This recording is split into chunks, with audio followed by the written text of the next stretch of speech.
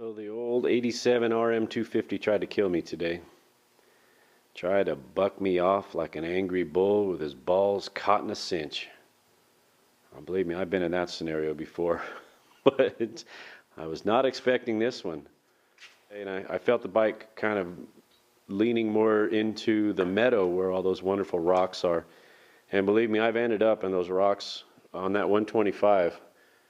I've ended up in those rocks before. It was wet, and those knobs do not handle asphalt pavement very well, and I slid into the rocks, and it had to crazy glue myself back together that time. That was about 10 years ago. It was awesome, and I didn't want to repeat performance, so my knee's pretty damn swollen right now, and I can't put weight on it.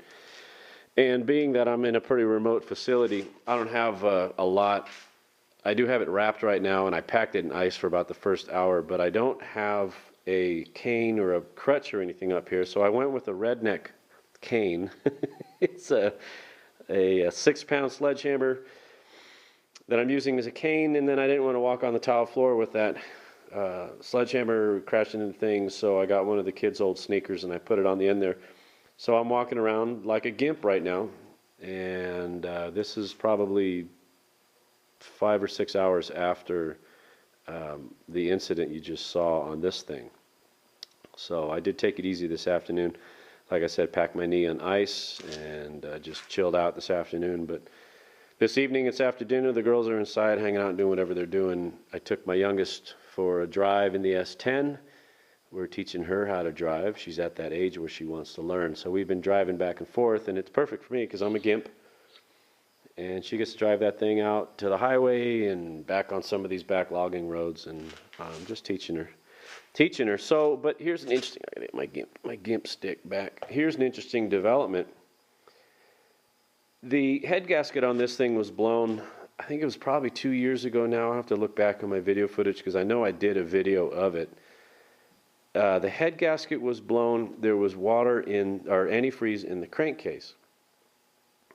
I bought the head gasket and I replaced it up here, but I had brought up the wrong oil, so I didn't replace the oil at the time, and I parked the bike, and I knew before I wanted to ride it again that I would have to change the oil. Well, that was probably 2 years ago, and believe me, there's plenty of other things to ride here. I just never got around to changing the oil, so I've got that 1540 Rotella non-detergent, the diesel stuff, wherever it is. I forget where it is now, but I changed the oil out. Now here's the old oil that came out, and let's see if you can see that. I knew there would be antifreeze in there, right? When you open the plug to the crankcase and you turned it over, you could see the clutch basket would come up and it would have white on it, frothiness on it. So I knew there was water or some sort of antifreeze impingement. Well, I thought it was solved. I changed the oil. I went on that little ride today, about tore my leg off my body, and today, just for grins, let me hobble over here. I took the rad cap off and I got no coolant. Let me get my flashlight here. There's no coolant.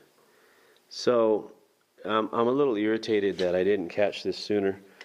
But like I said, I have 2 or 3 other bikes and pieces of equipment that I can ride when I'm up here. So this 250 it's been sitting. So if you pull this cap off, it's the same thing that it was before. Let me put this up here so I don't lose it.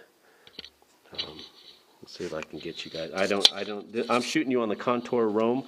This camera, I don't know what I'm looking at, but let's see if it comes out. I'm gonna crank it up, and you can see the white oil on that clutch basket. So the antifreeze has gone into the crankcase again. See it, frothy white in the hole.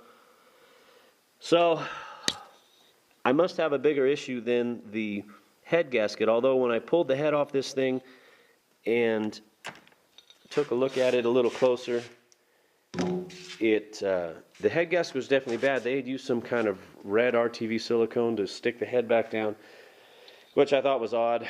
Hell, maybe there's a crack in that cylinder head. I don't know.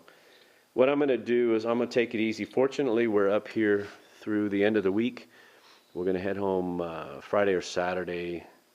My oldest daughter's got a gig going on next week down in Monterey, California, a 2-week thing for school. So I got to get her back home before the end of the weekend. Although by the time you see this, she'll already have been where she's got to be. But what does that have to say? Oh, that gives me a couple days to chill out. Good thing I had all the grass. I've gotten all the grass cut. I did not get the opportunity to get the weed eaters going and trim the edges, but it's just going to have to deal with whatever's got to be dealt with. I got the major portions of the fire breaks cut and the roads, along the roads cut. So I'm perfectly content with just leaving it be. And it's been like 90 degrees here today, so it's no fun weed eating in 90-degree weather. If I feel like it later this week, I'm going to rip this engine out of this thing, throw it in the back of the Suburban and bring it home.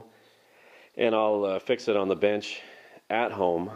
And because if I leave it up here, here's the problem, right? If I leave it up here, it's going to be 2 more years before I get to it. And I don't want this to sit another 2 years. I really do enjoy riding the 250s. Believe me, the 125 is cool. Number 14 and the yellow plate there are the 125s we rode last time I was up with Skippy. The red one's the CR250 and the green fendered is the KX500. And I really do like the 250s. That is a perfect power band for me. I weigh about 185 to 188 pounds depending if I've eaten bonbons the night before. And the 250 just is plenty. I do want this running. I've been looking forward to riding this bike for the last couple months. And I screwed the pooch on the first try out, so the rest of my week is going to be me licking my wounds. It's awesome. I love it. It's perfect. You know what? But it's all good.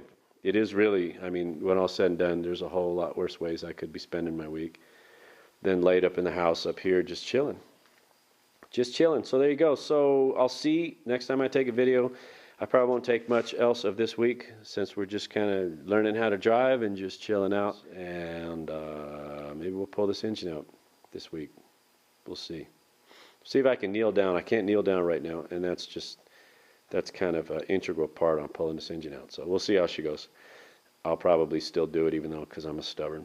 That's just the way I am. All right, I got to go. Got to run. See ya.